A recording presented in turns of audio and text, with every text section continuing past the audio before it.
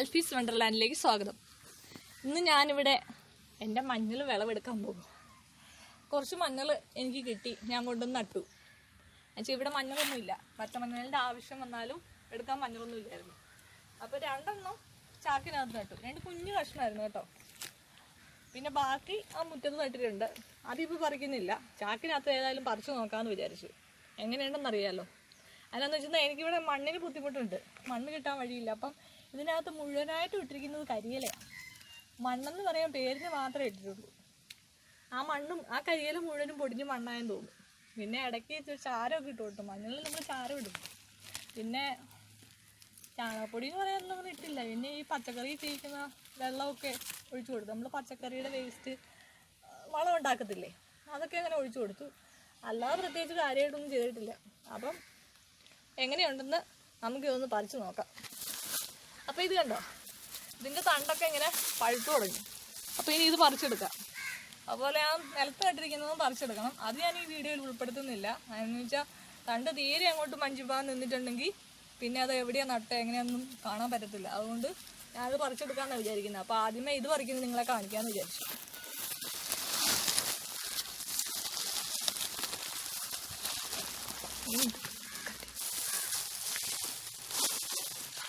എങ്ങനെ ഉണ്ടാവും നോക്കട്ടെ. രണ്ട് കുഞ്ഞു കഷ്ണം വെച്ചാൽ മഞ്ഞു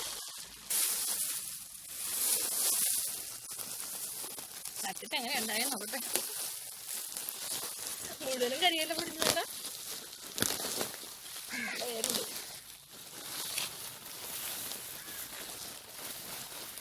വലിയ കൊടുത്ത് പഠിക്കാൻ മാത്രമൊന്നുമില്ല കേട്ടോ. മിക്സർ ചേർന്നതിട്ട് പഠിക്കാമെന്ന് ചേച്ചൊന്നും ഉണ്ട്. മില്ലി കൊടുത്ത് പഠിക്കാനൊന്നും അല്ല, ഇതിൻ്റെ തട പുഴുകണം. ഇത് വീട്ടിലായിരുന്നപ്പം ഇങ്ങനെ തട പുഴുകും നമ്മൾ പൊടിച്ചെടുക്കാൻ വേണ്ടി. ഓ, ആ മഞ്ഞൾ പുഴുകുന്നതിൻ്റെ ഒരു വാസന ഭയങ്കര ഇഷ്ടം എനിക്ക്, മഞ്ഞൾ പുഴുകുന്ന മണം. അപ്പോൾ ആദ്യത്തെ ചോട് നമ്മൾ പറിച്ചെടുത്ത് വെച്ചിട്ടുണ്ട്. ഒരു കണക്ക് കടന്നു പോയിരുന്നു. ഇതാണ് നമ്മൾ നട്ട കഷ്ണം. നോക്കിക്കേ, ഒരു കടം കൂടെ അതിരുമുണ്ട് ഉണ്ടോ. നമ്മൾ നട്ട പഴനാടാ ഇത്.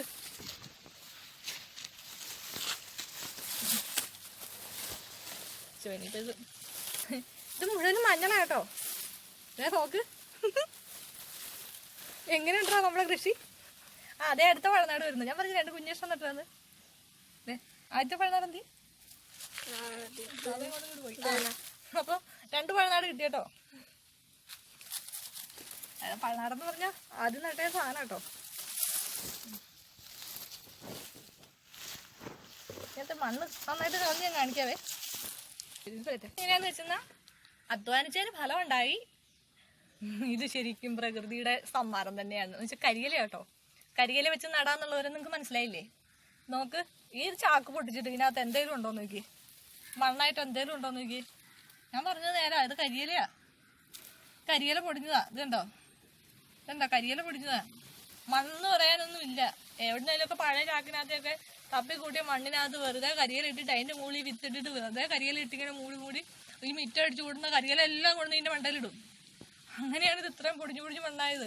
ഇതിനകത്തൊന്നുമില്ല, കരിയിലയാ. കരിയില വളം കൊണ്ടുണ്ടായ ജൈവ സാധനമാണിത്.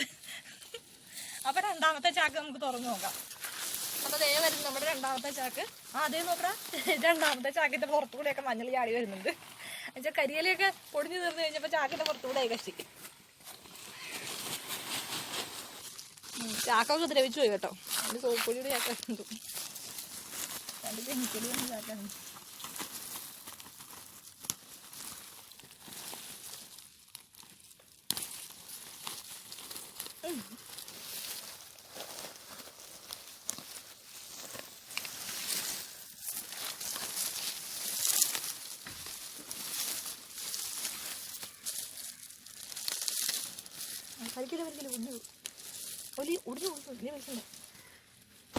ചാക്ക് ദ്രവിച്ച് പറഞ്ഞു പോയി കേട്ടോ. ഇനിയിപ്പോൾ ഇത് കത്തിക്കാൻ കൊടുക്കാം. ഇതാണ് നമ്മുടെ, നോക്ക്, ഇതിൻ്റെ ആദ്യത്തെ പഴനാടിത്. ഇനി വേറെ പഴനാടുണ്ടോ നോക്കാം. ഞാൻ പറഞ്ഞില്ലേ രണ്ട് കുഞ്ഞു ഇഷ്ടം നട്ടതാ. ഏതെല്ലാം തിരിഞ്ഞ് രണ്ട് ചോടായി. ഇതുണ്ടോ, ഒരു ചോട് പറിച്ചു. എന്താ വേറെ വലിയ തട വന്നിട്ടുണ്ട്. മറ്റേതിനാണ് കൂടുതൽ വിളവ്. ഇത് ഒരു കഷ്ണമേ വെച്ചുള്ളൂ. ആ ഒരു കഷ്ണം ഇത്. ഇതിനകത്ത് വേറെ പഴനാടൊന്നുമില്ല. കണ്ടോ, അപ്പോൾ ഒരു കഷ്ണത്തേന്നാണ് മഞ്ഞൾ ഉണ്ടായിരിക്കുന്നത്. തോന്നുന്നു മഞ്ഞൾ നന്നായിട്ടുണ്ടാകും. ഇത് എൻ്റെ കഴിവൊന്നുമല്ല. മഞ്ഞൾ നമ്മൾ നട്ടിട്ടുണ്ടെങ്കിൽ നന്നായിട്ടുണ്ടാകും. നമ്മൾ കാര്യമായിട്ട് പരിചരിക്കുകയാണെങ്കിൽ കാര്യമായിട്ടുണ്ടാകും. ഇനി മഞ്ഞളൊക്കെ അരച്ച് തേച്ച് കുളിച്ചിട്ട് വേണം സൗന്ദര്യമൊക്കെ കൂട്ടാൻ. നോക്കി നോക്കണം അവൻകൂട്ടെ ഇതെന്തായാലും ഉണ്ടെന്ന്.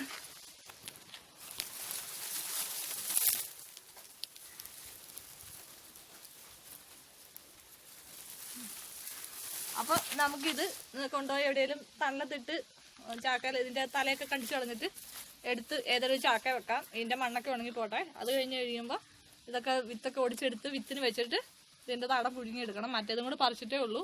മറ്റേത് ഞാൻ കാണിക്കാം. ഇപ്പം ഞാനിത് എടുത്തുകൊണ്ട് പോകാൻ പോവുക. മറ്റേത് കാണിക്കാം. എന്ന് വെച്ചാൽ അത് പറിച്ചിട്ടൊന്നുമില്ല. അത് പറിക്കണമെങ്കിൽ ഇച്ചിരി പണിയുണ്ട്. കണ്ടം വെട്ടിയൊന്നും അല്ല നട്ടത്.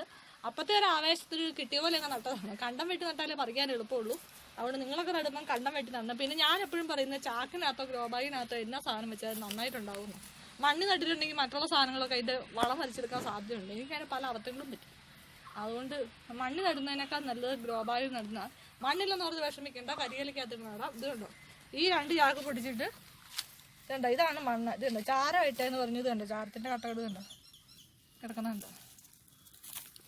വേറൊന്നും ഇതിനകത്തില്ല. മിറ്റം അടിച്ചു കൂട്ടി വാരി ആ പ്ലാവിൻ്റെ കരിയിലേക്ക് ഇതിനകത്ത് എത്തിക്കുന്നത്. അപ്പം എങ്ങനെയാണ് എൻ്റെ വിളവെടുപ്പ് വീഡിയോ? നിങ്ങൾക്ക് എല്ലാവർക്കും ഇഷ്ടമായെന്ന് കരുതുന്നു. നിങ്ങളെല്ലാവരും ഇതുപോലെ എന്തെങ്കിലുമൊക്കെ കൃഷി ചെയ്ത് നോക്കണം. എനിക്ക് കൃഷി എന്ന് പറഞ്ഞാൽ ഭയങ്കര ഇഷ്ടമാണ്. മൃഗങ്ങളെ അതിനേക്കാളേറെ ഇഷ്ടമാണ്. അപ്പോൾ എല്ലാവരും കൂടെ ഉണ്ടെങ്കിൽ നല്ല രസമാണ്. അതുകൊണ്ട് എല്ലാവർക്കും ബൈ.